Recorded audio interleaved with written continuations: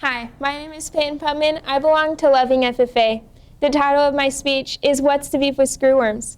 Have you wondered why cattle prices keep skyrocketing? For those of us that sell cattle, it seems like good news. Higher prices equals higher profit. While this situation provides short-term financial benefit, it presents challenges for those of us who rely on purchasing cattle. These prices are rising due to shortages, disease threats, and international trade disruption. One major reason for these rising prices is the temporary stop of cattle imports from Mexico. It was closed back in May of 2025 and was attempted to reopen later that year. However, due to the risk of the screwworm making its way back, it was reclosed and remains closed as of right now. Mexico typically exports 1 million head of cattle to the United States each year.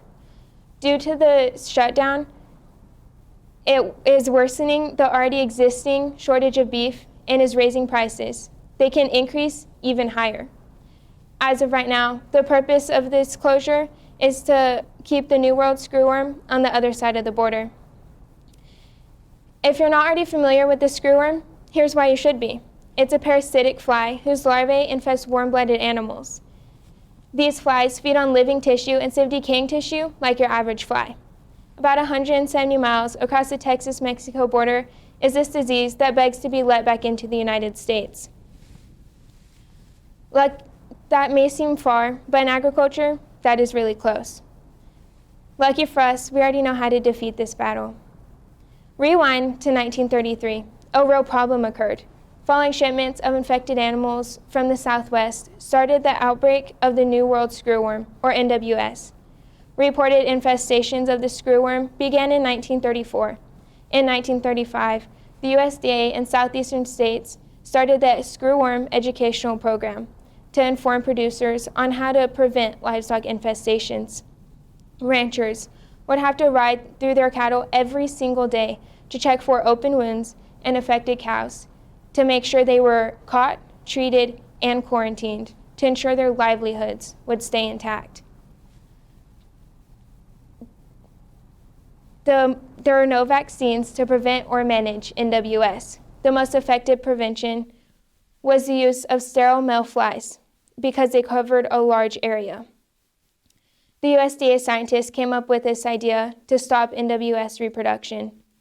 SIT is extremely expensive because of continual production and dispersal by plane. The eradication started in January of 1958 in Florida. By 1966, the U.S. declared free of screwworm populations. Another large outbreak happened in the 70s. More eradication efforts were done to be screwworm-free. The U.S. was successful by 1977. The 1900s total eradication cost the United States $750 million. Today, the stakes remain high. It is estimated that Texas alone can suffer $1.9 billion in losses, including livestock deaths, treatment expenses, and added labor. $21 million has already gone into turning a fruit fly facility in Mexico into a plant to produce sterile male flies. Another facility has already been completed in Texas also. The USDA is continually investing in new facilities to maintain a protective barrier. Ranchers will have to remove hundreds of larvae and disinfect wounds, which is time-consuming and costly. Most new ranchers don't have the experience to deal with this pest, which increases the chance of extensive damage. The USDA is diligently working to push the New World screwworm further from the border in hopes of it never coming to the United States. This issue isn't just about beef prices. It's about biosecurity, preparedness, and protecting American agriculture.